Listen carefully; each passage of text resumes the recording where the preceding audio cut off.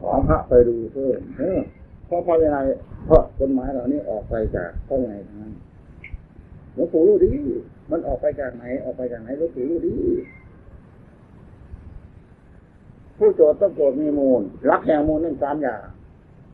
ด้วยได้เห็นเองด้วยได้ยินเองด้วยมีผู้บอกและเชื่อว่าตามเป็นจริงด้วยสงสัยรังเกียจข้อประพฤติไม่ดีเรียกว่าโจทย์มีมูลแล้วตรงนั้นเรียกว่าโจทย์ไม่มีมูลถูกไหมนั่นสเตกิจฉาอะเตกิจฉาแก้ไขไม่ได้สเตกิจฉาแก้ไขได้แก้ไขไม่ได้เหมือนกับบุคคลผู้ถูกตัดคอถูกไหมนะแล้วพูดอย่างนี้เข้าใจแล้วเข้าใจแล้วเท่านี้พอแล้วพูดอย่างนี้เข้าใจนี่แหละทีนี้ผู้ไปสืบถามผู้ไปสืบถามไต่สวนนี่พึงถามปีเดือนวันเวลาจงถามถึงฐานะที่ทำและที่ชื่อผู้บอกและเหตุที่บอกให้ประกอบกับการและสถานที่ผู้จะพิจารณาคดีต้องรู้เรื่องของคดีที่มันเกิดมาด้วยวิธีไหนเข้าใจไหมถูกไหมนั่งต้อง ผู้พิจารณาความต้องเห็นแก่ธรรมแก่วินัยเห็นแก่ความสงบในเบื้องหน้าอย่าเห็นแก่อามิตรใช่ไหมนั่นในพระวินัยของเรามีอยู่แล้วพระวินัยของพระแต่ละวันถูกฟ้องกันประพฤติตะพือทีนี้ความที่สมมติให้แก่พระทหารว่าเป็นผู้มีสติเต็มที่เพื่อจะไม่ให้ใครโจทย์ท่านโดยอาบัติเรียกสติวินัย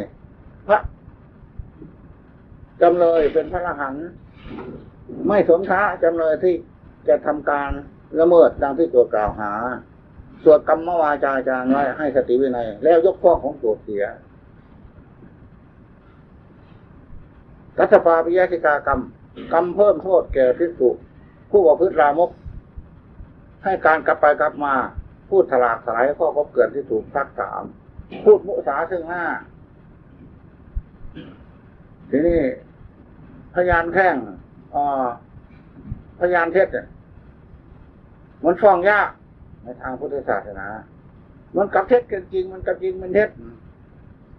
มันจริงฟ้องมันได้ท่านเอาของมันฟ้องมันเองถูกไหมทีนี้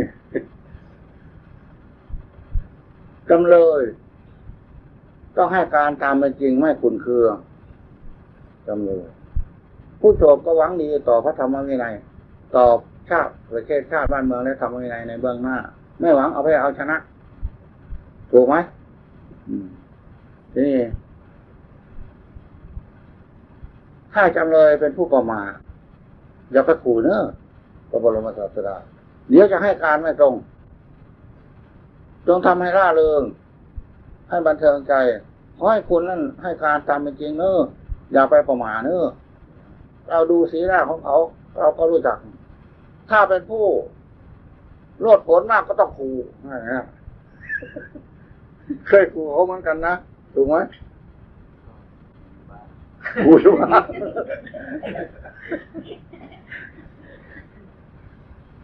เอาไว้ในมุกเล่ม3ไปดูเนอะเพื่อประกอบเนอะวิวาทาธิกรกับอนุวาทาธิกรกับอาปาตาธิกรกับนิคหะเพื่อประกอบความรู้ของวินัยของนักทำเอกข้อสำคัญกับความผิดสิ่งใดๆก็สำคัญอยู่ที่กับเจตนาหลักของพระพุทธศาสนามันก็มีอยู่ว่าอาการที่คือจะต้องอาบัติเหล่านี้6 อย่างต้องโดยไม่ละอาย1ต้องโดยไม่รู้ว่าสิ่งนี้จะเป็นอาบัติ1ต้องไม่สงสัยแล้วถึงทำลง1ต้องด้วยสำคัญว่าควรในของที่ไม่ควร1ต้องด้วยสำคัญว่าไม่ควรในของที่ควร1ต้องด้วยลืมสติ1ต้องด้วยไม่รู้ไม่ละอายนั่นหยาบมากพวกทำผิดก็เหมือนกันทำผิดด้วยเจตนาหยาบมากเหตุฉะนั้นผู้เขาฆ่าคนตายเขาแกล้งฆ่าจริงๆเขาก็ผิดเจตนาเขาบอกว่าไม่มีเจตนาครับถ้าว่าเจตนาก็ต้องติดคุกมากถูกไหมนั่นแต่พระวินัยแก้ไม่ได้แก้เขาเรียกว่าแก้อยู่เหมือนกันทีนี้คดีในโรงในศาล มันหมดจบเกษียณเป็นเนอะผลของกรรมจบหมดจบเกษียณไม่เป็นตามไปถึงชาติเข้าสู่พระนิพพาน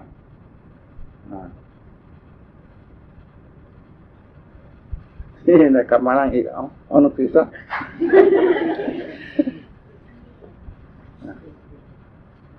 ก็พูดภาษาภาคอีสานไม่เข้าใจกันเดี๋ยวจะกล่าวตู่ว่าไม่รู้ว่าสุมทีสุมผ้าอะไรหลวงปู่หลวงตาพี่บ้าอะไรเดี๋ยวพูดคนละเล่มแจกให้กันคนละเล่มพอแล้วหรือยังเดี๋ยวยังเล่มใหญ่เล่มใหญ่เล่มใหญ่นี่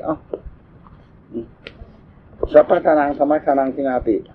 ให้อะไรเป็นทานก็มาให้ทำเป็นทานไม่เท่าให้ทำเป็นทานเดี๋ยว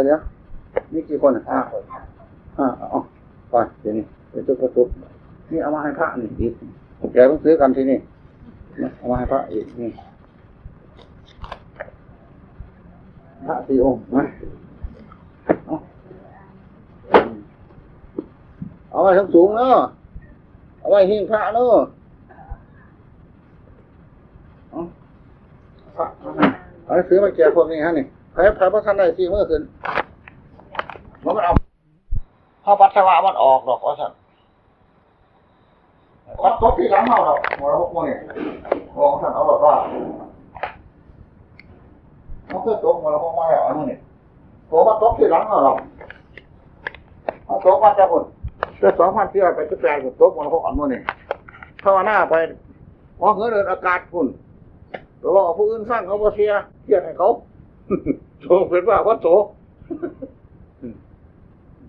เท่าน่ะเนี่ยมันคิดได้ไรผมมีคิดจากความคิดดูมันก็2-3 นาทีคิดเพื่อเราต้องคิดแล้วแบบคนหรือมันความคิดก็คิดคนละอันไอ้หนึ่งเนี่ยเขาบอกมันจะเอาจิตไปพระนิพพานได้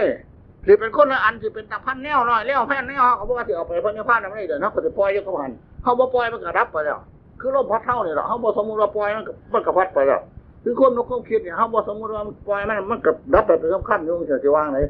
นั่นเขาก็ต้องพิจารณาตามเป็นจริงดิยะถาภูตังสัมมาปัญญาทัตตะปังท่านทั้งหลายจงรู้ตามเป็นจริงเกิดด้วยซ้ำสิ่งใดเกิดขึ้นแล้วสิ่งนั้นจะแปรปรวนสิ่งนั้นจะดับไปเลยความนึกความคิดถ้าพูดอยู่เดี๋ยวนี้ก็เกิดขึ้นไปแล้วแปรปรวนไปดับไปเป็นข้ามๆพระพุทธเจ้าก็สอนให้รู้ตามเป็นจริงให้ว่างปล่อยตามเป็นจริงอันนี้เขาจะหอบมือว่านในมาได้ก่อนมันล่วงไปแล้วเขาเอาอยู่เดียวนี้เขาจะหอบเอาไว้ได้บ่แต่พวกเอาไปใส่สั่นผมบอกความนึกความคิดเขาอยู่เดียวนี้เขาเอาใส่รถไฟไปขายใส่สั่นมันก็ว่าไปแล้วก็ดับไปคู่ข้ามก็ว่าเป็นสัตว์ว่ามันบุคคลคู่ข้ามดับไปแล้วสิเนี่ยพระพุทธเจ้าสอนให้ร้อยรู้ตามเป็นจริงอย่างที่ดิว่ามันจะไปกอดไว้ว่ามันจะเอาไปผูกไว้ว่ามันจะเอาไปขายได้เนี่ยว่ามันจะไปใช้รถไฟไปขายได้เนี่ยมันจะไปใช้รถยนต์ไปขายได้เนี่ยเขานึกเขาคิดเรื่องที่กันล่ะตัวนึกขึ้นเดียวนี่มันกระดับเดียวนี่เขานึกขึ้นเดียวนี่มันกระดับเดียวนี่เขานึกขึ้นแล้วเขาจังว่าเพราะเขาว่าน้ำข้นนึกเข้ามันกระลวงไปแล้วคือกันที่ว่าไงกันนี่คุณว่าจังว่าไม่ใช่เราไม่ใช่ของเรานี่สังขารเกิดขึ้นที่ไหนสังขารก็ดับไปที่นั่นก็แปรปรวนไปในที่นั่นก็ดับไปในที่นั่นให้เขาเห็นดูสิแล้วคงเมาก็ได้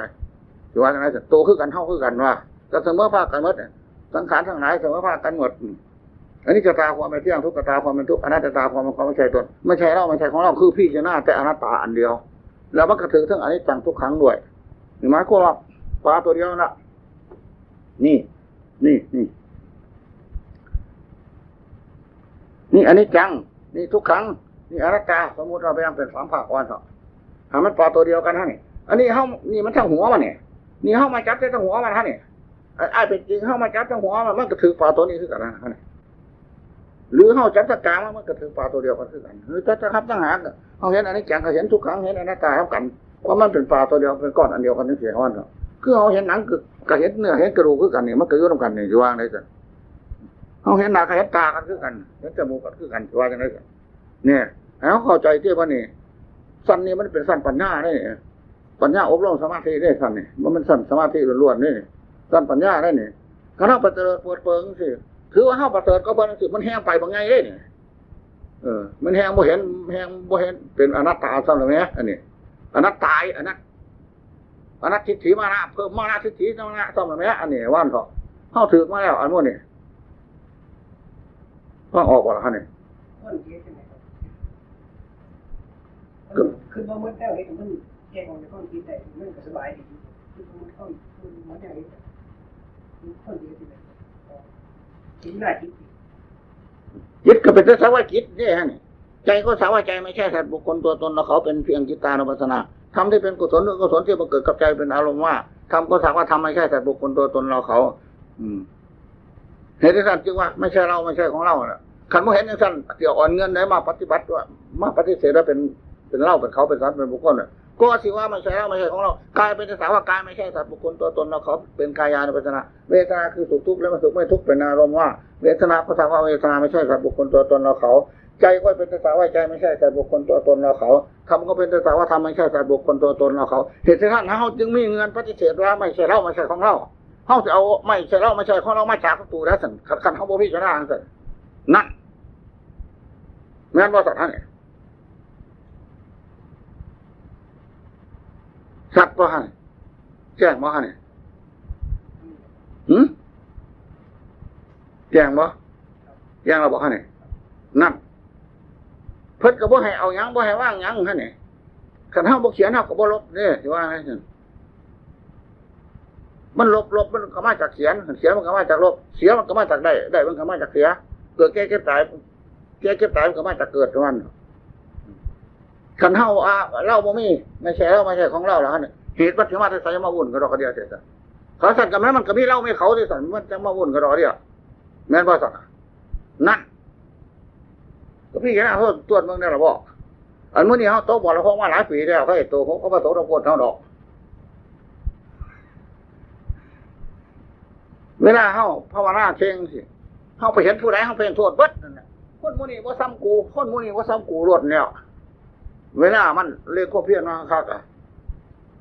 มันเป็นสั้นได้คนมื้อนี้กูไปเบิ่งมันไหนว่าไปแต่เรื่องไสจักบ่อนภาวนาว่าคือกูมันก็ไปแถวนั้นรอดเนี่ยเฮาจะถึงว่าพวกแย่งแล้วนี่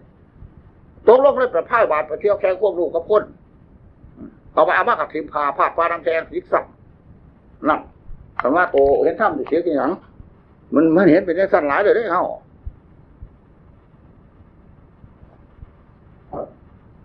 เข้าใจบ่ฮะนี่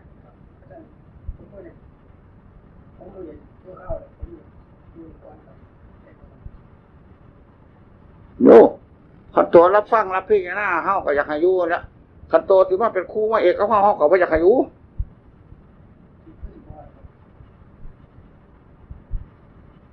ผู้ใดสิแห้งเนาะกูสิปฏิบัติกับเขานี่ว่าสั่นขันตัวที่เอาสั่นเฮาก็บ่อยากให้อยู่แล้ว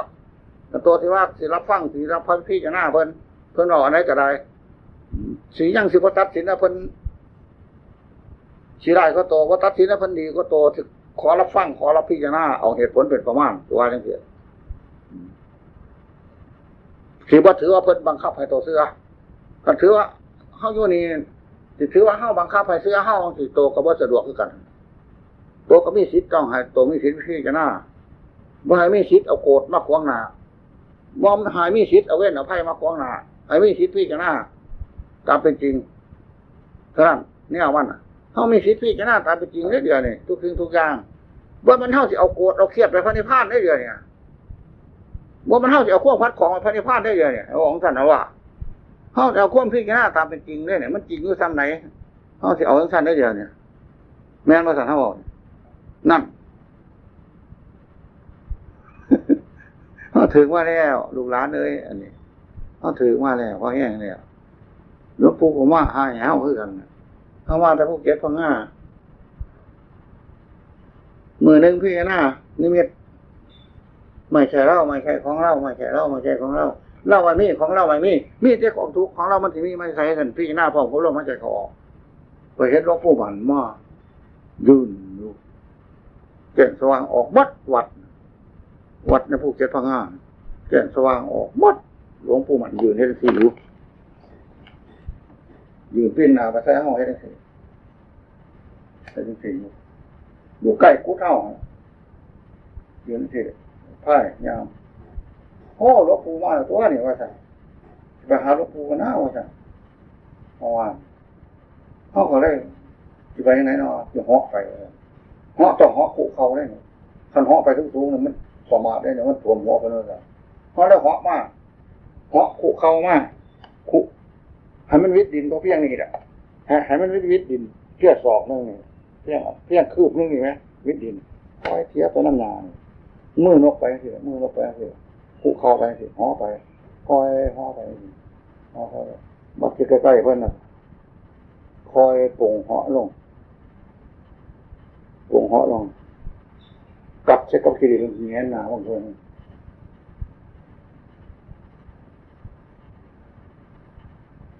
ท่านจะเปลี่ยนยามมอ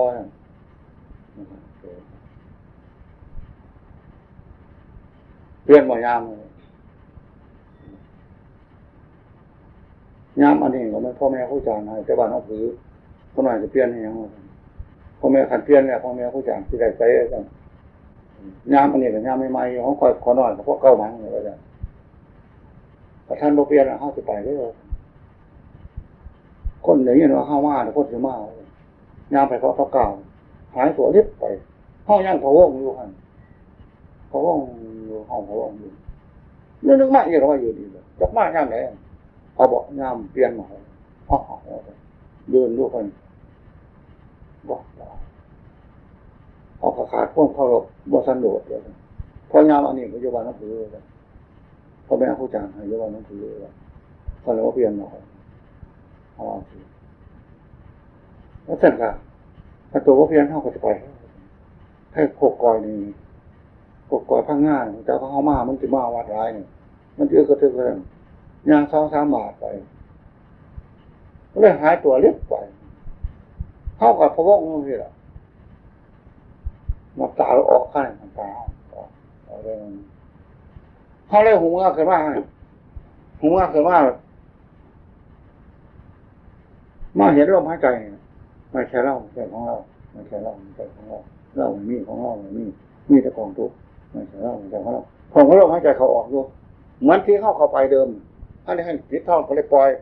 ยโอ้เข้าไปจากไหนบัดออกมาต่อมาเห็นในกันเด้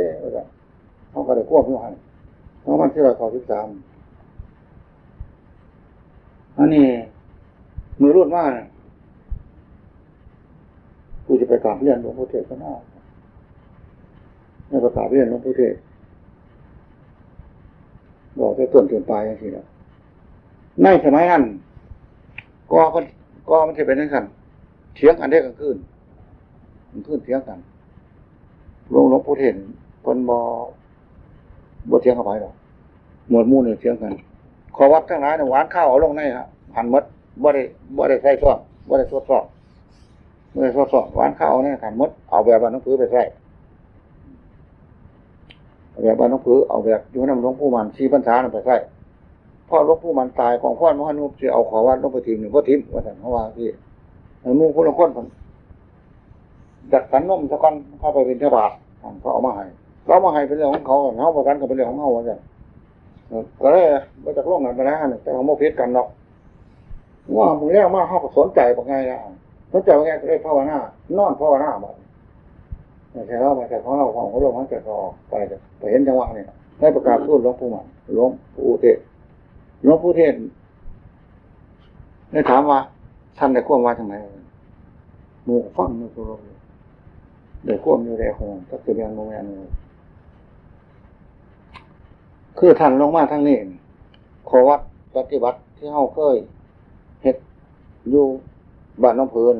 คำว่าคัดของมูร้ายท่านจะเปลี่ยนเป็นบางสิ่งบางอย่างแต่ท่านเปลี่ยนเพื่อเลิกคล้ายๆเขาว่าอย่างนั้นเหตุนั้นท่านจึงว่าบอกมาเปลี่ยนยามมาจ้ะจังค่อยเอายามให้ว่ายามกับมันยามของพ่อแม่ครูอาจารย์อันนี้ก็ไม่ของพ่อแม่ครูอาจารย์คนมาไม่ยอมเปลี่ยนหรอกว่าคล้ายๆกับว่ามาทดสอบเนี่ยมันสิถือขอวัดมันซ้ำไหนคล้ายๆกับว่ามาทดสอบเป็นสั่งหลักว่าสั่งคนน่าเข้าใจไปยังสี่ได้ว่าท่านเมื่อว่าเปลี่ยนนี่คนก็เลยหายตัวนี้ไปทั้ง2 เทื่อว่าเขาเห็นครูเห็นเขียนนี่ยังได้หรอวะคนน่าเข้าใจไปยังสี่ก็คือได้พ่อแม่ครูอาจารย์แล้วกัน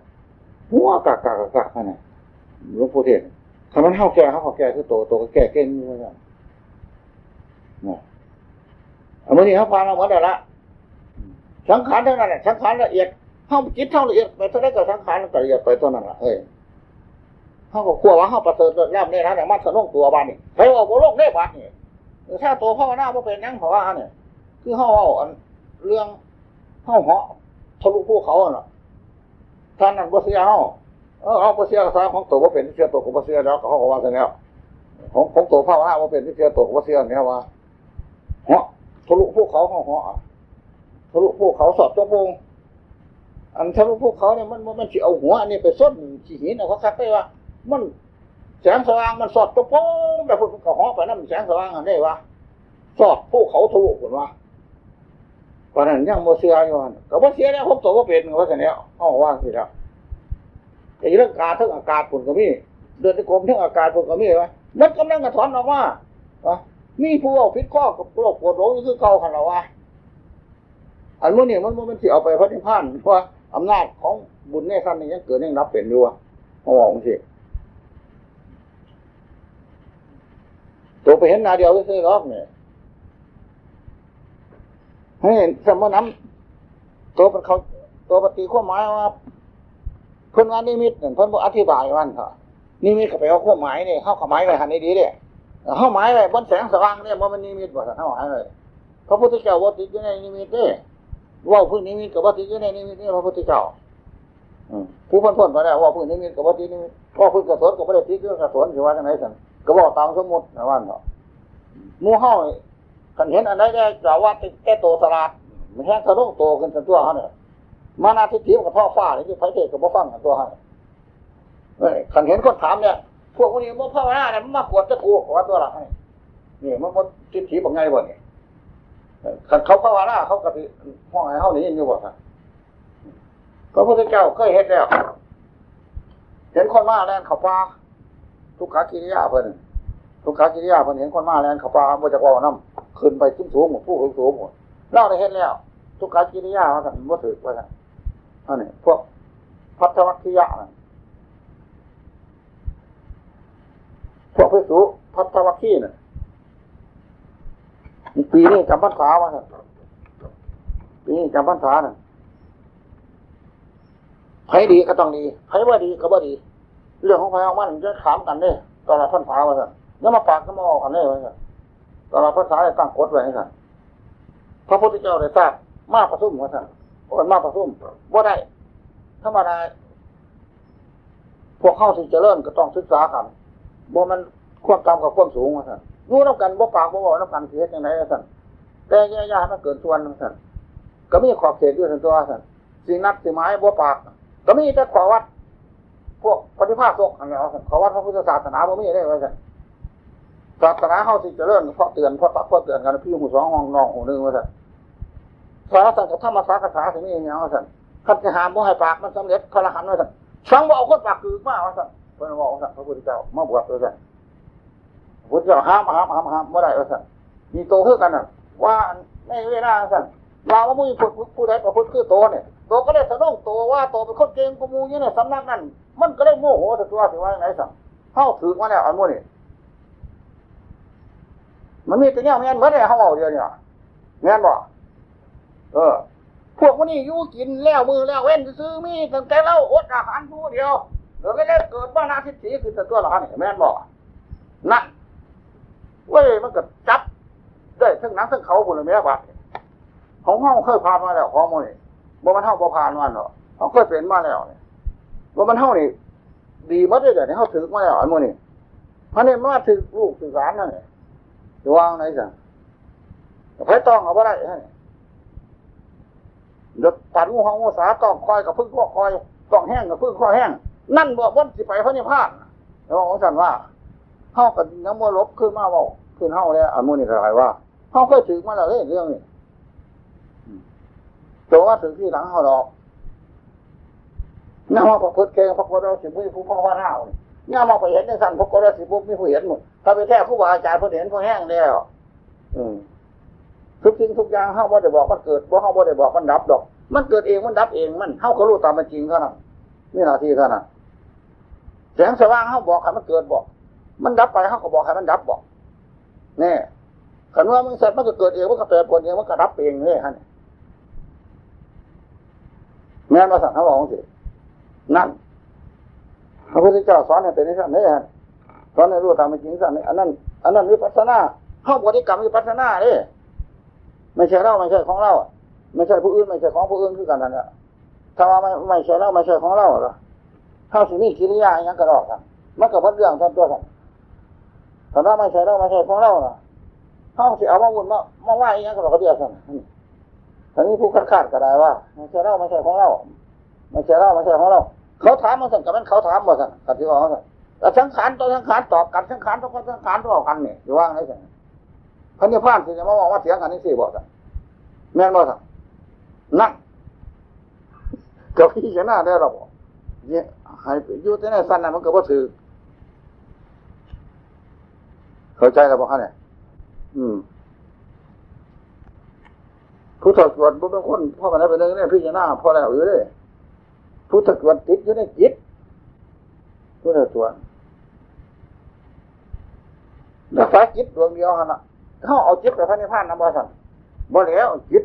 ขับเพี้ยเข้าพิจารณาถือมันก็เป็นหนทางไปสู่พระนิพพานจิตสมาธิปัญญาร่วมลงในจิตในปัจจุบันที่ไม่ใช่เราไม่ใช่ของเราผู้เข้าหน้าไม่ใช่เราไม่ใช่ของเราเป็นครอบครัวเป็นคนพิจารณาทำสั้นสูงเลยฮะมีพัฒนาสั้นสูงนั่นวัฏฏิตัดมักตัดผลเนี่ยฮะวัฏฏิตัดความสิ้นความสงสัยในวัฏฏะสงสารเนี่ยฮะวัฏฏิความแผ่นดินเนี่ยฮะว่าฮะมันปฏิจจบ้านล่ะพอปฏิจจบ้านมันก็เป็นทิฏฐิบักใหญ่ฮะถึงจะโตโลโกอวิยคัตตุโมฆะราชเธอต้องพิจารณาโลกเป็นของศูนย์สอนอัตตานุทิฏฐิความเห็นว่าตนเสียไม่ใช่เราไม่ใช่ของเราหมายความว่าสิปฏิเสธเมื่อทั้งอดีตทั้งอนาคตทั้งปัจจุบันทั้งผู้รู้ผู้ใดเป็นผู้ยืนยันว่าไม่ใช่เราไม่ใช่ของเรากับผู้ไม่ใช่เราไม่ใช่ของเรามันนั่งยืนยันนี่มันนั่งใครมันนั่งกระตากสิว่าอย่างไรสั่นเขาบอกสั่นว่ากัดนอกมันลุกขึ้นมากพี่ได้หรอบอกมันไผเป็นผู้รู้ว่าไม่ใช่เราไม่ใช่ของเราอย่างนี้ไผเป็นผู้ที่ปฏิเสธว่าไม่ใช่เราไม่ใช่ของเราอย่างนี้กับผู้มันใครผู้มันกระตากกันแล้วนี่มันยังไม่พบไม่ทราบอยู่นี่มันยังขัดตายข้านี่มันก็ไปพบมรโลกวันเถอะมันมาท่านพ้นได้เนี่ยมันท่านอย่างนี้มีญาณวิญญาณนายเด้ถ้ามีญาณว่านายว่ารุดว่าพ้นครับมันก็ไปอีกแบบนึงมันก็เป็นพระอรหันต์วันเนื่องมาท่านมีนายมีพ้นก็มันตายข้าท่านอันนี้มันก็ไปพบมรโลกเข้าใจบ่ฮะเนี่ยนั่ง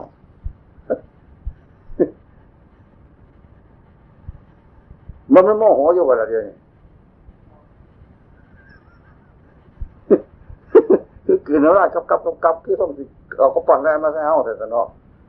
แรงมาใส่ห้องนี่เขาก็มองเรื่องนี้เขาปั่นตัวมีรวนแล้วเนี่ยเราบอกพี่นะเฮ้าผ่านมาแล้วอันโมนี่ลูกหลานมาถือที่หลังเฮ้าเราอันโมนี่พี่ว่าน่าถือแล้วอันนั้นอย่าใส่มาเสื่อมอันนั้นอันเพื่อนจะไปเที่ยวเครียดใช่ไหมมันแน่เขาอยู่สั้นไหนเขากระเทศสั้นนั่นเลยดอกบัวมันพ่นน้ำแล้วมันไปเครียดให้ดอกอยู่ใต้น้ำหมดท่านสร้างเอาเถอะเขาอยู่ระดับใดเขาเอาระดับนั่นแล้วมาเถียงนะที่ว่าอย่างไรฮะของนักปฏิบัติคือกันนะคือแมงวันนั่นแหละมันกับเสียกับแมงเพิงรู้ที่ว่าอย่างไรสั่งมันกับว่าอาหารของมันดีแมงวันแมงเพิงมันกับว่าอาหารของมันดีอยู่เนี่ยประเทศเอามันกับว่าไม่ย่อมคือกันนะมันกับว่าอาหารที่ของข่อยมันกับว่าสั่ง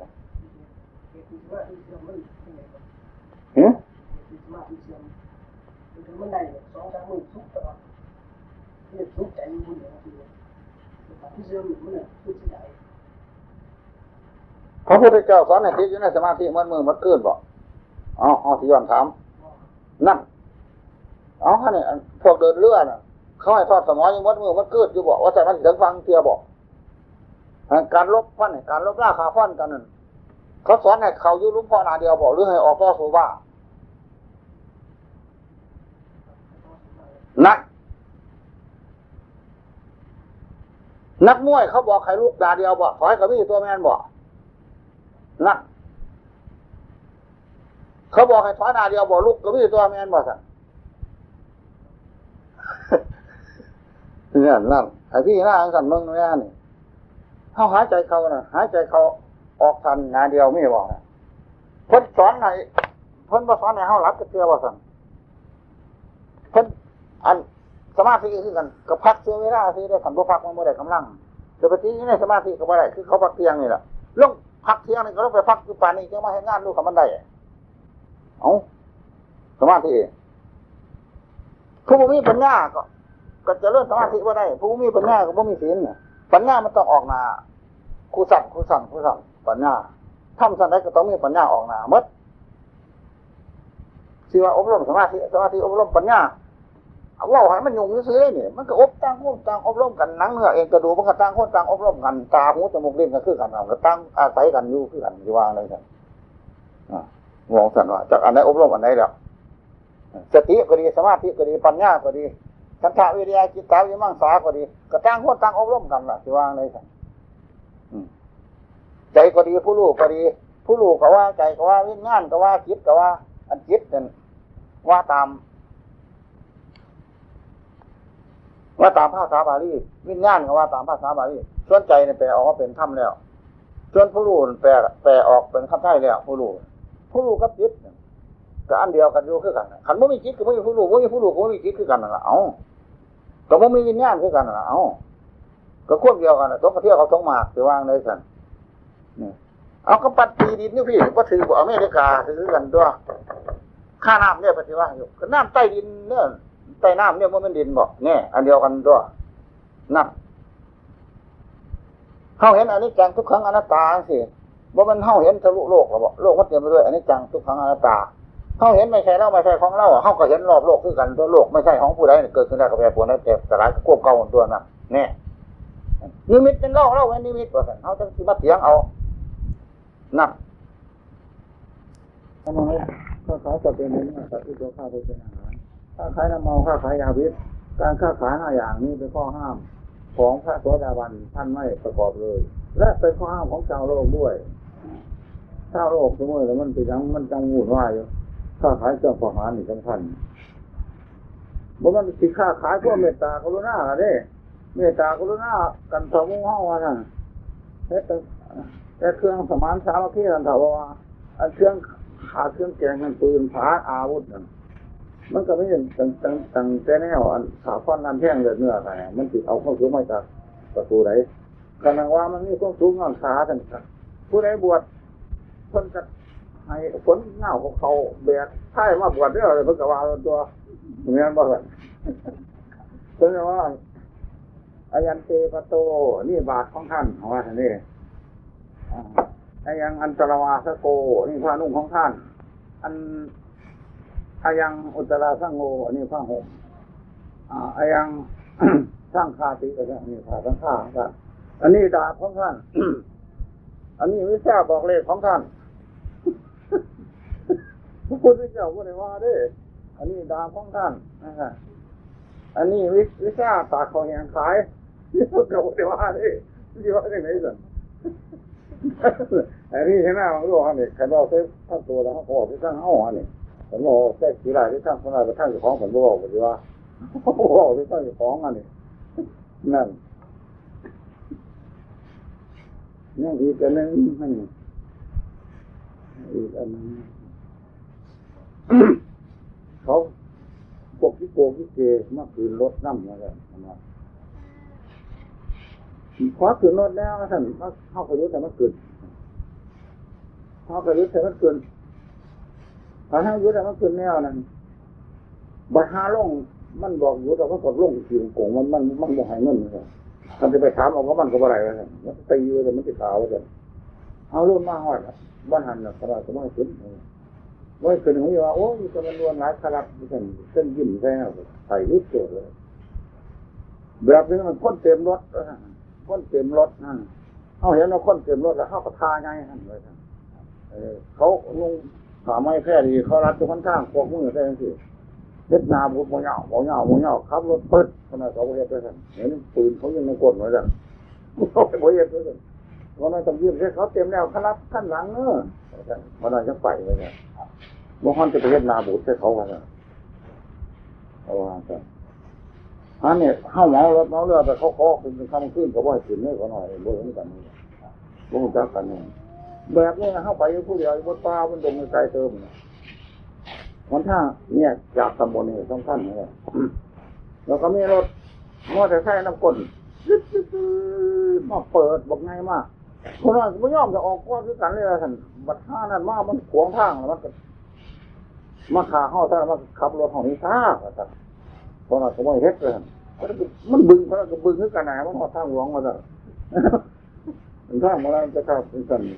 นี่จะเจิมรถเลยเพราะว่าเอาวิชาเจิมเอาปัญญาเจิมหน่อย ไม่ได้เป็นเรื่องแค่เชื่อของเราทำอย่างที่2 ปีเลยไม่มีเหตุไม่มีการก็ได้แค่เชื่อบทเก่งบทเก่งบทเก่งมันดีอันนี้มู่เห่าเห็นปืนนี่เด็ดต้องทำนี่คือหรอมู่เห่าคือหมอผีน่ะเฮ้ยก็นะพวกนี้เป็นยังมาสั่นเนี่ยเขาจะมาผีว่าเจ้าก็เป็นลูกมาใช้เจ้าเป็นโตเป็นยังว่าเป็นผีบ่โตแล้วว่าอันผีก็ผีแสนว่ามันเต็มอยู่ในท้องนี่บ่คือว่าที่ผีก็บอกว่าจะมา2 คำ 3 คำโอ้ยหมอผีเนี่ยที่เราเป็นยังเนาะว่าบ่เกี่ยวกันเนาะ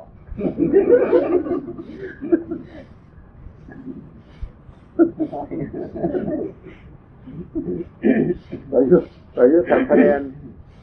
อายุทำคะแนนออกปฏิบัติต้อง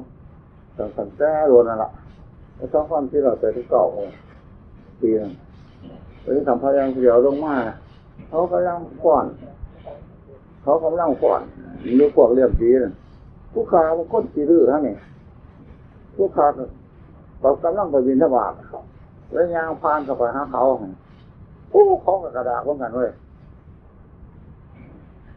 เขากับกระดาษเหมือนกันยางไปท่านเขาวันจิตตาเขาฟอดตีวันนี้ยางไปใกล้เขาเลยฟอดเนื้อพวกนี้ไงลงมาเยอะเลยเขาว่าเขาล่ำเสียหายยังลงมาไม่ออกเพราะฉะนั้นโดนสร้างไปบ่อยเขาว่ามันบอกข้าวของเขาปีนเอาติตาได้อันน่าของเขาเพราะฉะนั้นมันสิโรคมากเจ้าหน่อยเพราะฉะนั้นเขาเลยอายเขาจะอายเขาเลยเศร้าล่ำเข้าไปพอเข้าไปอยากเขาจังล่ำพวกพี่ฝ่าเดี๋ยวยังงดร้ายเลยนี่มันมาถึงเขาพวกนี้เขาหาบ่ายว่าเขาลำพานเนี่ยทำไงเป็นการกุมารให้กันนะเขามาเลี้ยงผีอยู่ใกล้วัดนะเป็นกระช่องเมืองเห็นโถนั่นเพราะว่าเราไม่ออกคนกันเห็นโถว่าเราอะไรมันท่านได้กินแล้วเรามุกโตสมเอามากินหลอดแล้วจะเป็นน้อยคู่นี่เขาท่านวายมันตองสายเบื้องนี้เห็นโตว่าเราไม่ออกกันออกกันผีว่าเขาออกแจกให้มันกินมันก็กินเหมือนกันเป็นว่ามันว่าถ้าได้กินแล้วมุกโตออกมากินก้อนมันหมอกันเขาก็ถือเลยผีเขาอยากจะพ้นผีเขาบางอย่างเขาอยากให้เห็นโตว่าเขาก็เห็นเช่นหนึ่งผีหรือตามเขาเองผีมาขั่วใช่ไหมขั่วใช่ไหมเป็นคนนะพูดละวันพาเขาลวกตูดเลยนี่พาลงกระเบนขาป้องขาเน่าพาสิละแขนกับเน่าขากับเน่ามาแล้วมาขั่วเลยขั่วลูกอันทะ2 มือดึงลูกอันทะโอ้ยมืดท่านนี่มันก็บ่ดึงแค่เรามาเห็นตัวโยไว้เห็นตัวหัวเห็นตัวขังเห็น3 ก้าวที่3ก็ถึงเฮาโลดตาใครมองหลอกอยู่หัวนี่ตัวคนว่าผีอ่ำมาแต่งตัวว่าน่ะคิดในใจว่าเนาะมันจะแข้งที่เด้งกขามากับพุดยันไปกระโถได้ดิแก่งว่านี่ก่อนผีนี่ดีผีฉะนั้นมาเห็นจักเลยอยู่ห่าง22 มือนี่ในประวัติของเฮามีอยู่ตัวของเฮามีอยู่อันนี้หมู่เฮาน่ะขอแผ่ญาติแผ่โยมหอยถึงพระพุทธพระธรรมพระสงฆ์แล้วลึกได้บ่ลึกได้ก็ดีขอมอบกายถวายชีวิตตาพระพุทธพระธรรมพระสงฆ์ถึงเมื่อบ่มีประมาณแต่ถ้าเฒ่าเขาสู่พระนิพพานสรณะอื่นของผู้ขาบ่มีเอาพระพุทธพระธรรมพระสงฆ์เป็นสรณะลักษณะอันไหนในโลกจะเสมอวันพระพุทธพระธรรมพระสงฆ์บ่มีผู้ขาเจ้าขาเสียอธิษฐานไว้อธิษฐานปรมีสัพพโนสัจจะปรมีสัพพโนขออุทิศเรื่องทุกข์วัดถึงอุตสาหพระพุทธพระธรรมพระสงฆ์ตรงเงาเนี่ยเจ็บป่วยมากอ่ะแต่หาวานหายามากิน เศร้าก็เศร้าก็เศร้าก็ย่อมตายข้าภาวนาพุทโธภาวนาพุทโธผู้ภาวนาพุทโธผู้ตายข้าภาวนาพุทโธเนี่ยไปเกิดพวกมรโลกคนนี้พวกศาสนาอื่นเขาเล่ากันบอกกันว่าวิชาพุทโธพอวิชาพวกมรโลกอย่างนั้นอย่างนี้อยู่มาพระองค์เจ้าไปบิณฑบาตก็พระอนุนอนุนได้มือนี่เขามาที่เศร้าเลยเขามาที่เศร้าเลยเขาจะเข้าเข้าไปเขาเจ้าสิพระท่านนี่กันเขาสองคนน้อยเข้าไปแวะพวกปฏิภาณพวกนี้เขาบอกกันคือเป็นตะมวนแต่ว่ากันเข้าไปฟังดูไม่จะไปเลี้ยงเขาหน่อยถ้าเขาบ่เข้าพระเขาบ่ปูที่นั่งให้นี่เยอะเป็นไรเลยเพิ่นบนห้าเขาเห็นเท่านี่เขาโคตรบ่ได้แต่เข้าหูทางไม่งานเขาแล้วว่าจะเพิ่นก็ได้ไปเพิ่นก็ได้ไปแล้วก็เขาครับว่านี่มันนี่ว่าอย่างนี้นี่ว่าอย่างนี้นั่นแหละแก้หัวบ่มาแก้หัวบ่มายาดอกเอายาดอกอันนี้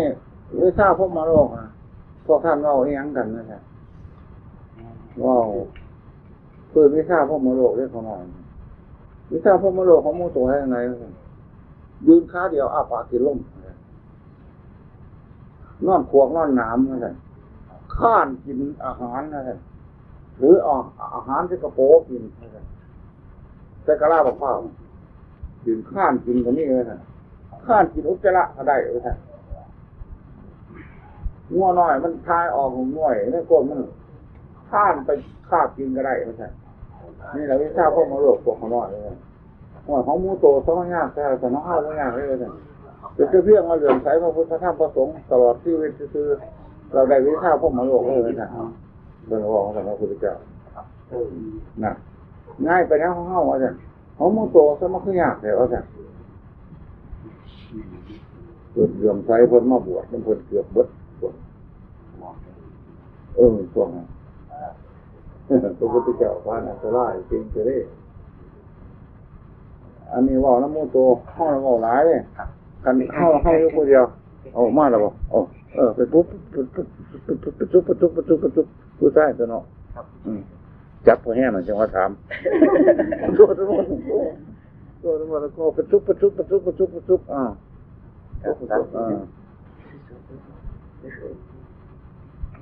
โอ้ทุบ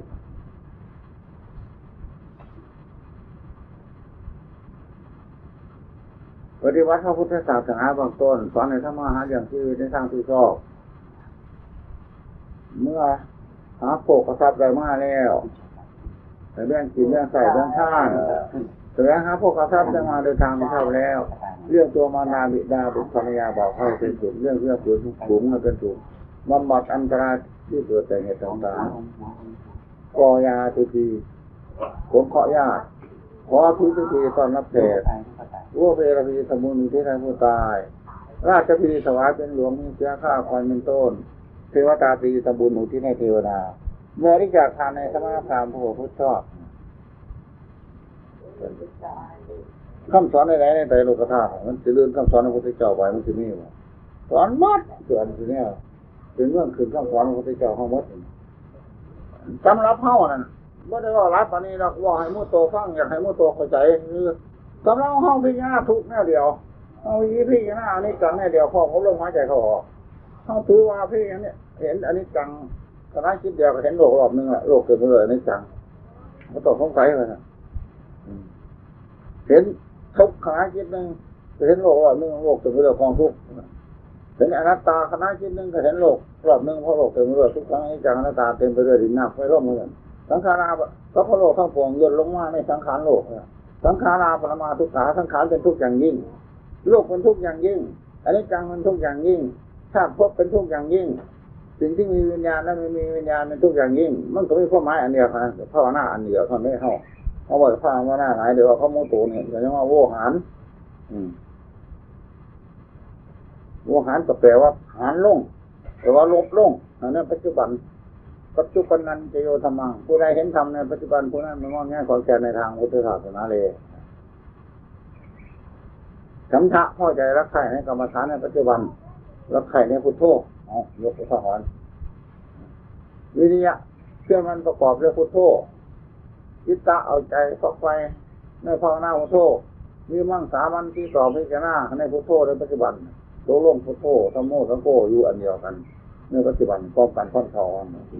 พระคือทำกำลัง5อย่างคือกัน1ศรัทธาความเชื่อในพระพุทธธรรมพระสงฆ์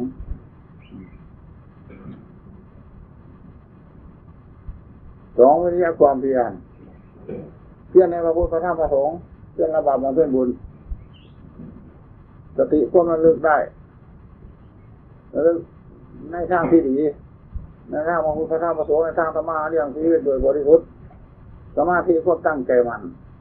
ในกรรมฐานที่ตั้งไว้ปัญญาพร้อมระรู้ในกรรมฐานที่ตั้งไว้ตกลงมันยุอันเดียวกันเป็นเชือกที่เกี่ยวหาเกี่ยวเส้นหาก็เป็นเชือกหาเกี่ยวเส้น8ก็เป็นเชือกจะ8เกี่ยวเส้น227ก็เป็น227เกี่ยวลงอันนั้น80,000ที่พระธรรมขันธ์ก็เป็น80,000ที่พระธรรมขันธ์เกี่ยวลงวันเดียวกันกับในปัจจุบัน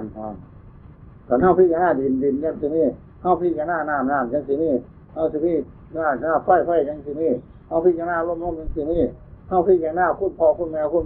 ยังสินี่คุณท้องพิจารณาพุทธสงฆ์คุณพระสงฆ์ยังสินี่แบบโบแมนนะมันมีความกันวัดในคณะเดียวเป็นคณะที่ทำเห็นนี่คือทำไฟเกิดไฟดับก็มีในปัจจุบันทำไฟบ่เกิดไฟดับก็มีในปัจจุบันเขาจะพิจารณากองทุกข์เขาจะเอาไปพระนิพพานนั่นแหละทุกครั้งอนิจจังอนัตตาเขาจะเอาไปพระนิพพานนั่นแหละโรคเขาจะเอาไปพระนิพพานนั่นบอกแก้เก็บตายเขาจะเอาไปพระนิพพานนั่นบอกโรคเกิดแก้เก็บตายเขาเอาไปพระนิพพานนั่นบอกเขาไม่ได้เอาไปเขาพิจารณาให้มันสิ้นความหลงของเขาคือเขาจะถือว่าได้หลงมาเกิดมาแก้มาตายอันนี้พิจารณาแก้พวกน้องกับฟองคือว่าได้เอาไปน้ำยึดก็ว่าได้เอาไปน้ำศีลสมาธิปัญญาโยนลงในจิตใจวันเดียวทำบุญแล้วขอยุ่ใจทำบาปแล้วขอยุ่ใจนั่นเราเป็นผู้รับเหตุรับผลนี่ใจทำถึงก็เป็นทางเดินเข้าสู่พระนิพพานทำผิดก็เป็นทางลงสู่มรณะว่าเข้าใจระหว่างนั้นทำผิดร้ายก็ลงสู่มรณะบอกง่ายคนละมหาวิธีนรกทำถึงร้ายพูดหรอกเข้าสู่พระนิพพานหมดหรอกพระอรหันต์ตายแล้วน่ะเอาใจไปน้ำบ่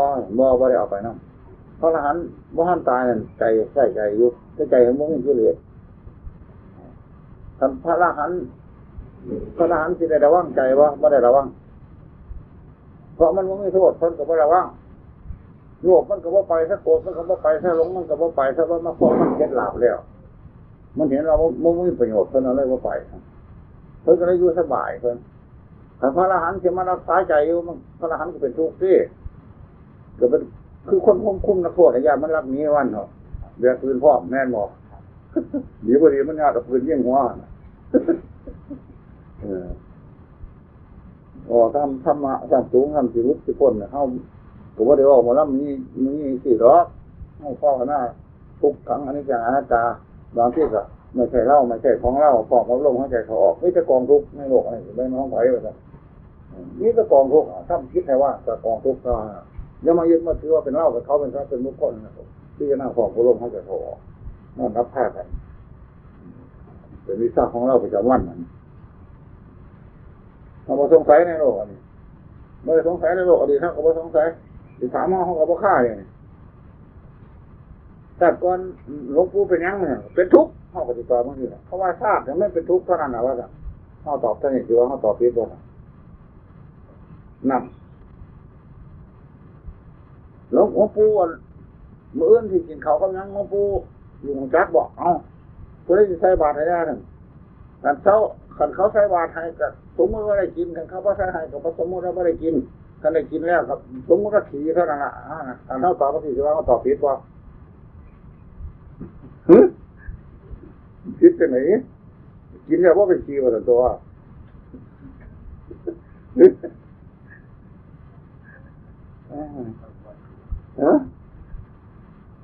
เนี่ยห้องก็มีกิเลสหลายนี่แหละ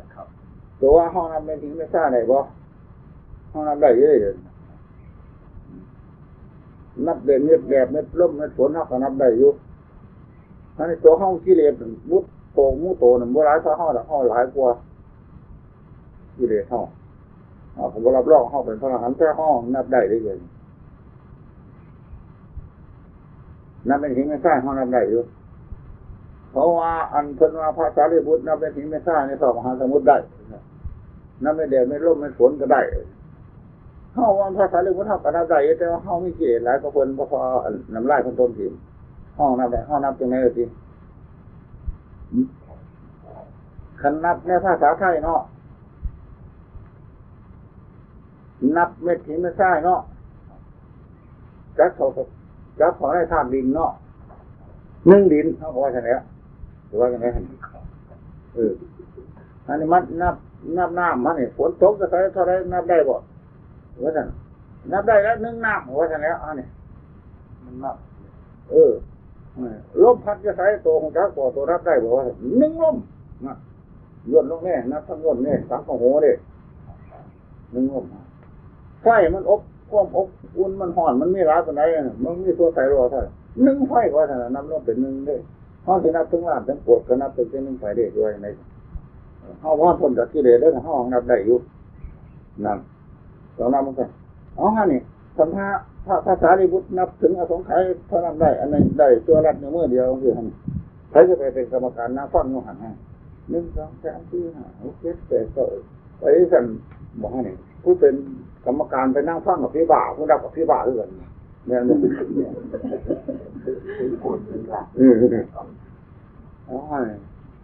ผู้นักคนเขามาถามว่าวิญญาณมีจริงไหมวิญญาณมีจริงไหมขอถามที่ตอบยังไงให้ตัวตอบตัวเป็นคนเป็นคนตลาดเอาให้ตัวตอบนี่ตัวยังไงวิญญาณมีจริงไหมที่ตอบมีจริงถูกอันนี้ถูกเดียวนึงคันถามห้องที่ตอบมันสิเนี่ยผู้ถามเก่ามีมโนวิญญาณถามผู้ตอบมโนวิญญาณตอบมันพิบัติถามกันพิบัติตอบกันเท่าที่ตอบของจริงอันนี้เกิดแก่เจ็บตายไม่ว่าตายแล้วเกิดว่าสั่นถาม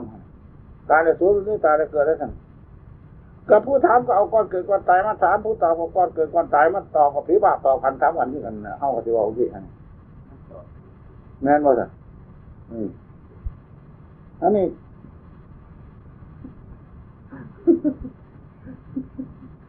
จะตอบได้ตอนเอาปัจจุบันเป็นพยานนี่อาจารย์ก็ว่าเส้นข้อมสงสัยแล้วรู้ไปวัดกันได้ยังนะท่านเขาถามสิตัวที่ตอบตรงไหนเอาได้บุญมันเป็นตัวจังไหน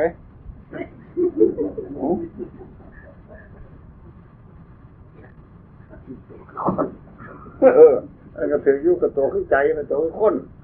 อันนี้เฮาเฮ็ดบาปพระนาขาง้อขากล้วยนะ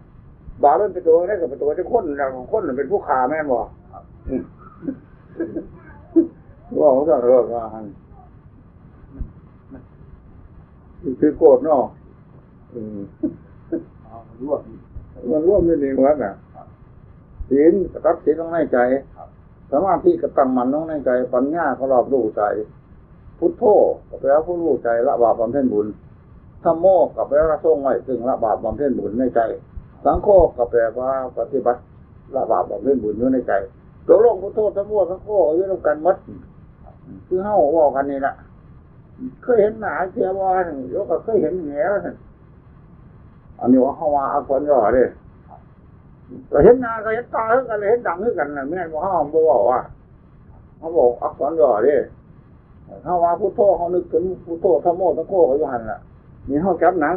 สิว่าเฮาถือหนังตัวโง่ตายก็ถือเนื้อถือกระดูกคือกันแม่นว่าซั่นนั่นให้เข้าใจไปจังซั่นพระพุทธเจ้าบ่สอนให้บ่สอนให้โง่สอนให้ฉลาดพวกฉลาดเป็นนายนาทุกสั่งในทางโลกทางธรรมเป็นนายนาทุกสั่งความฉลาดอยู่เหนือความโง่ไปแล้วความโง่มันสิไปหาเสียงมาได้ใส่ซั่นเอาในโลกนี่เต็มไปด้วยเกิดแก่เจ็บตายความมุ่งมั่นบ่เที่ยงทั้งอดีตทั้งอนาคตทั้งปัจจุบันเด้อซั่นถ้ามันเห็นสัตว์ความของลมหายใจเขาออกแล้วเขาจะมาตัวมันได้หั่นนั่นมันก็หลุดพ้นจากความหลงจากของไปที่เราทางให้ท่านตัวนั้นฝนตกอยู่บ่เศร้าจะเกลือหั่นแผ่นดินมันกระซุ่มอยู่ทั้งในที่กันเฮาภาวนาประจำวันอยู่เฮาสมุนประจำวันอยู่กระบุญเนาะว่าใส่สิอยู่จำเก่ามันก็สูงขึ้นในใจนี่อันต่ำสูงทางอื่นบ่สำคัญอันจิตใจต่ำสูงสำคัญ ซ้ำลงในบาปเนี่ยสำคัญสูงขึ้นในบุญจะสำคัญเหรอสำคัญไปทั้งดีอันนึงสำคัญไปทั้งตัวคนเท่าใจถึงทุกคนแม่นบ่แม่ภูแม่เปิงใจถึงทั้งกินเกี่ยวกับดอกไม้แม่นบ่เมื่อวันใจถึงทั้งกินมูดกินกูดแม่นบ่มันก็ว่าประชาธิปไตยมันแม่นบ่มันก็ว่าคนมูมาลาไปแม่นบ่มันก็ว่าสังคมนิยมแม่นบ่เมื่อภูแม่เปิงมันก็ว่าสังคมนิยมแม่นบ่ฮะเฮาสิเอาสังคมนิยมมาไหนเนี่ยสิเอาสังคมนิยมเรียกบ่สิเอานิยมสังคมนิยมเว้นอันนี้เอาคุณพวกกับใจถึงทั้งเรียกอันคุณพวกกับใจถึงทั้งบริเวณอันนี้ผู้ใจถึงทั้งเรียนก็ทั้งบริเวณนั่นผู้ใดมีเงินอยู่ตั้งอันนั้นนี่ผู้นั้นมีเงินก็ผู้เรียนเลขได้แม่นบ่ผู้เรียนเลขนี่มีเงินอยู่ล้านนึงสิสามารถที่ไปขี้ขาคนมื้ออื่นนี่ก็ได้แม่นบ่นักตัววัดจักรล้านเลยจะเรียนมานี่นั่นน่ะตัวล้านมัน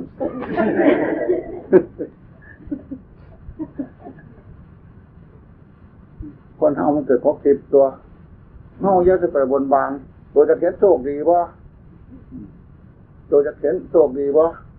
ดวงดีบ่เฮาเฮ็ดดีมันก็ได้ดวงดีเจ้าเฮ็ดชั่วไปห้องหาดวงดีเจ้ามันก็บ่เห็นน่ะโอ้ยขอผู้ขายดวงดีแล้วถูกแล้วเอาการใช้ว่าขอไว้สิดวงดีได้ไหนเราเอาเถอะดวงดีดวงชั่วมันก็เยอะดวงหัวใจเฮาดีก็บ่คือเฮาอ่ะนั่นถ้าจำแล้วคนของกรรมมีเฮาก็บ่ซื้อเอาพระพุทธศาสนาคือกันนะพระพุทธศาสนานี่อุปมาคือเป็นของกลางมันเนาะเพราะเอาไปใช้ก็บ่ผิดบ่คือแนวอื่นนี่คนทุกข์เอาไปใช้ก็บ่คือก็มีคนทางคนนี้ไปนุ่งผ้าขาดก็บ่ถืออีกละส่วนพระพุทธศาสนาพุทธเอาไปใช้บ่ผิดเพราะว่าคนสันต่ำสันสูงเป็นของใหม่ๆอยู่ของเก่าแล้วก็ใหม่อยู่เปิดย่ำไรแต่ยังขมันน้ำอบน้ำหอมก็เปิดย่ำไรแต่ยังหอมอยู่ว่าท่านบอกเรื่องพระเทพทัตเรื่องพระเทพทัตหลวงปู่มหาให้ว่าเรื่องบ่ดีว่ามาคิดสบัดยังว่าท่านขี่ที่เปิดย่ำไรมันก็เหม็นย่ำนั่นแหละว่าท่านเหม็นบ่ท่านว่าคือเนี่ยบ่ดีเพิ่นฟังเพิ่นหน่อยว่าเด้อ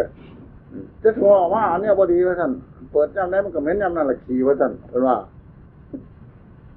มันก็ดีนะนึงเพิ่นทางเว้าซื่อๆหรอกเพิ่นรำคาญความดีมันก็เป็นเหตุให้เฮาได้เอาเป็นอาจารย์นี่ความชั่วเป็นเหตุให้เฮาได้เอาอาจารย์ทางละแม่นบ่คนเฮาบ่ผ่านทั้งดีทั้งชั่วมันสิเป็นคนฉลาดจังได๋คนเฮาบ่ผ่านเกิดแก่เจ็บตายทุกคนสิเป็นคนฉลาดจังได๋อุปสรรคปัญญาวิเศษตัวมันเป็นเหตุให้นักปราชญ์เบื่อหน่ายวัฏสงสารตัวนะแม่นบ่ครับเอ้าเกิดมาในโลกนี่ได้รับถือเทือประโตได้รับเป็นบางข้างสนะบ่ได้รับย่ำไหนเอ้าแล้วก็สุขนั่นกินน้ำนอนนั่นเมียบ่อันนี้ลูกเกิดมาบ่หายกินอ้อมกินไฟอยู่บ่นั่นเป็นอันนึงว่ามันก็มาจากอันนี้แล้วท่านนี่ไงว่าพ่อเขาโรงเรียนท่านนี่เขาเสียมาถือว่าคนละดวงท่านนี่ที่พ่อเงินค่าขนมให้หาบาทใส่เพื่อเอาแล้วแม่นี่ฮะนี่เจ้าที่ใส่มาให้ก็เราก็เดียวลูกขาคนเราคนคิดคนเนาะถ้าจริงนะเขาว่าถ้าเขาเกิดมาเนี่ยเขาบ่เห็นสุขเจ็บแนวด้วยเขามีบนแท่งไหมขันว่ามันไม่สุขคือทอไม่ง่ายครั้งนี้เพราะนี่ไอ้เจ้าคนกับพ้นจากทุกข์ไปบ่ได้เพราะวิญญาณพระจิตประสิทธิ์ด้วยมันไม่สุขจังเม็ดเพราะว่าสังขาราปรมาทุกขาสังขารเป็นทุกข์ยังยิ่งโลกเป็นทุกข์ยังยิ่งกับอันเดียวกันเพราะอาหารเห็นโลกทั้งอดีตทั้งอนาคตทั้งปัจจุบันเนี่ยบ่มีกองทุกข์เพราะไม่สร้างสร้างยิ่งเลย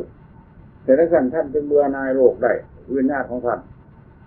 จะบ่ยินดีในโลกทั้งปวงแบบเย็นๆบ่มันบ่ยินดีในโลกทั้งปวงจะผูกข้อตายบ่แม่นี่อันนั้นตกโกรธได้นะมันสิมาผูกข้อตายอีกหลายรุ่นบ่ได้อันนั้นเข้าใจบ่ฮะนี่นั่นมันบ่มีสุขจังแบบนั้นในโลกนี่คันมันไม่สุขอยู่บ่ไหนบ่นึงเพิ่นก็พ้นไปบ่ได้เพิ่นก็อยู่ในโลกนี่ล่ะลองซั่นว่า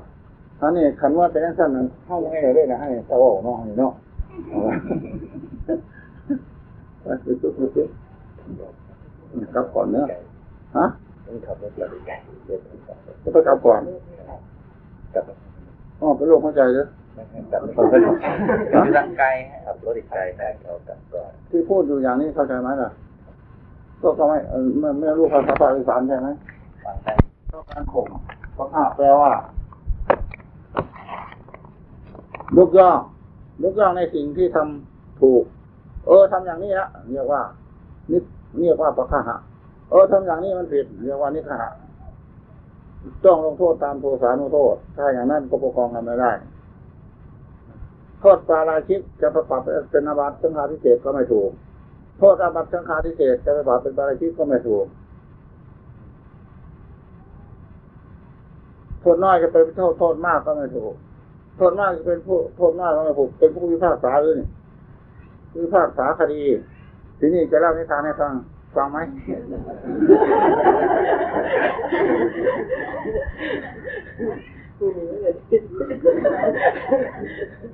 ครับพระโมคคัลลาขึ้นไปภูเขาคิชกูฏไปเห็นม้า2 ปากเปรตม้า2 ปากพระโมคคัลลาก็เลยยิ้มทีนี่พระภิกษุทั้งหลายพระพุทธเจ้ายิ้มอะไรครับพูดไม่ได้ลงไปถึงพระสัมมาสัมพุทธเจ้าจึงพูดได้พวกเธอก็ไม่เชื่อที่ไปเห็นม้า2 ปากแล้วก็ไปเห็นเด็กไปเห็นเปรตตัวหนึ่งมีหลักฝังอยู่ที่หัวไปไกวมาตรงเตงล่องทางอยู่พูดแต่เฉพาะเรื่องนี้เปรตตัวหนึ่งก็มีมือยาว12 โยชน์1 400 เส้น12 4 48 4,800 เส้นถูกไหมทีนี้ลงไปพอไปถึงพระบรมศาสดาก็ประกาศทูลพระภิกษุทั้งหลายฟังเปรตที่มีหลักฝังอยู่ที่หัวนี่มันมีบุพกรรมอะไรมันมีไหมพระองค์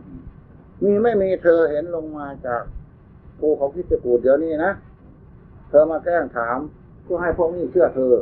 เพราะถ้าเธอจะพูดอยู่ข้างอยู่ที่กับที่เนี่ยพวกนี้จะไม่เชื่อเธอพวกนี้ไม่ใช่ตาทิพย์เธอเป็นคนตาทิพย์คนเดียวไปกับพวกนี้พวกพระพวกนี้จะไม่เชื่อเหตุฉะนั้นเธอจึงมาถามต่อหน้าเราตถาคตเพราะเคยไปถอนหลักฝังเศษไร่เศษนาของเขาตายไปตกนรกออกจากนรกออกมาเป็นเปรตทีนี้เปรต2 ปากทีนี้แต่ก่อนมันเคยเป็นทนายความมันกินทั้งโจทย์ทั้งจำเลยด้วยมันก็ตกนรกนับ